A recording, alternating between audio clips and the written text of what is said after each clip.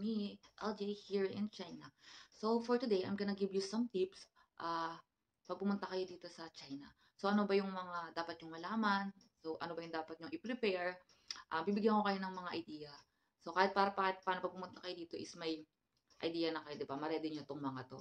So, stay tuned. First, you have a passport with a 6 months before the expiration with valid visa. Next na need nyo i-ready is yung i-travel nyo. So, if you fill out nyo yung details doon online, 72 hours before the flight nyo, pwede na kayong fill out nun. So, siyempre, pupunta kayo ng China, kailangan nyo ng ticket. So, the next is ticket. So, kailangan nyo ng ticket. Then, after that, as magbabayad kayo ng travel tax, which is amounting 1,680 for adult and 810 for kids. So, pag below 1 year old, free na siya. Pero pag 1 year old and above, yung baby mo is, ano na siya, 810. So, yun yung binayaran namin that time sa baby ko. Ready nyo na yung ECC nyo. Pag first time lalabas ng baby nyo sa bansa, magre-ready kayo ng ECC niya. Kukunin yun sa main office sa Intramuros, sa Bureau of Immigration sa Intramuros. Doon kinukuha yung ano niya, ang ECC. And then yung para sa tatay naman, sa husband nyo is pwede nyo na doon kunin sa airport. So parang binayaran lang namin that time is 2,800. I'm not sure, pero ganun lang siya. Ganun yung price na binayaran namin that time. And then, yung baby ko is ang binayaran din kasi pangalawa na namin punta. Less 50. Ang alam ko na mas mura ng 50 pesos yung binayaran ng baby ko dun sa tatay. Ready nyo pag pipila na kayo sa immigration. So, dalawa kasi ang pilahan doon, foreigner and local. So, local. So, doon na kami sa foreigner pumila that time kasi kasama ko si Habi. And then, pag Q1, ang hinihingi lang usually is marriage certificate and CFO. Then, pag Q2 is marriage certificate, hindi na hinahanapan ng CFO daw ngayon ang mga Q2 holder.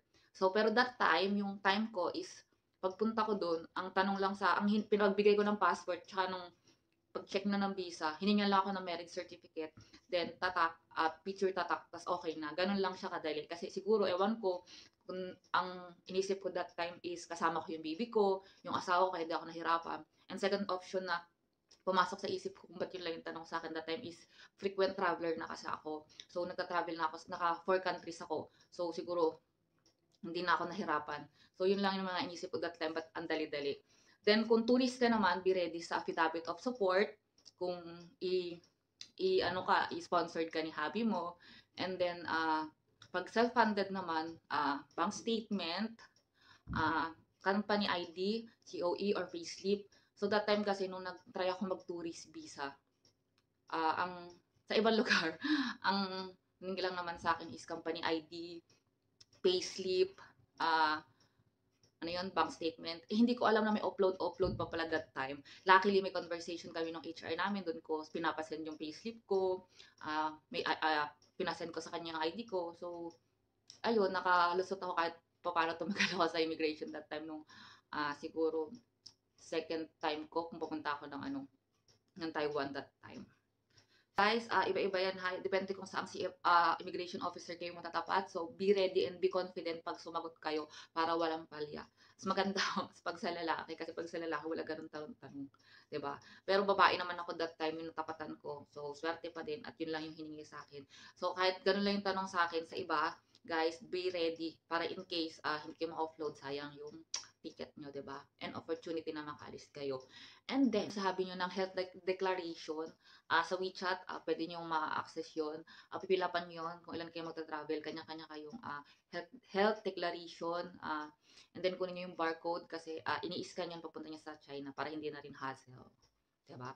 And then, the next is yung travel form from airline. Diba, pag sasakay tayo, may pinapapilapan sila doon. So, guys, pilapan nyo yun para pagpunta nyo sa immigration, sa pagbaba nyo sa China is dire-diretso na kayo. Kasi hinahanapan yun. Yung binibigay sa airplane na form, ibibigay nyo yun doon sa immigration pagpasok nyo ng airport. So, make sure na pilapan nyo yun para hindi na siya hassle. Kasi sa that time nawala, hindi ko nakita. Then, kumuha pa kami ng another form. So, nagtagal kami.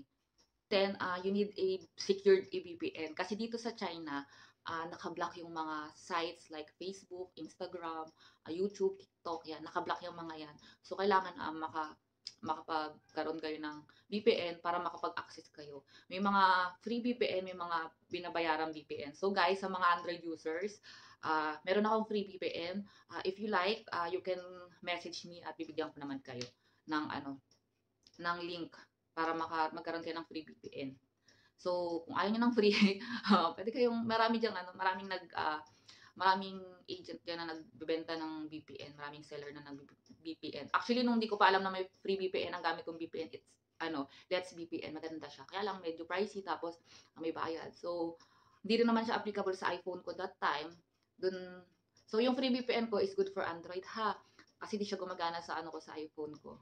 Pero, ginagamit ko naman yung Android ko. So, actually, yun yung gamit ko ngayon para makapag-upload ng mga videos ko sa TikTok, sa YouTube, sa Facebook. So, free VPN lang ang gamit ko, guys. So, okay naman siya.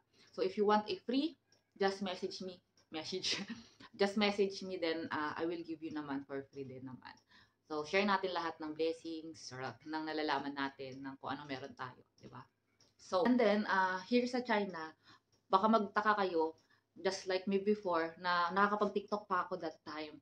Then after na makabila ako ng SIM, na makakuha kami ng SIM, hindi na ako makapag-TikTok. So, ang gagawin nyo is, para magamit nyo yung TikTok nyo dito sa China, you should turn off the Chinese SIM para makapag-TikTok kayo kasi hindi siya magagana pag naka-insert yung Chinese SIM nyo or naka-activate. So, make sure to deactivate or enable para makapag-TikTok kayo. Kasi before, hindi ko alam.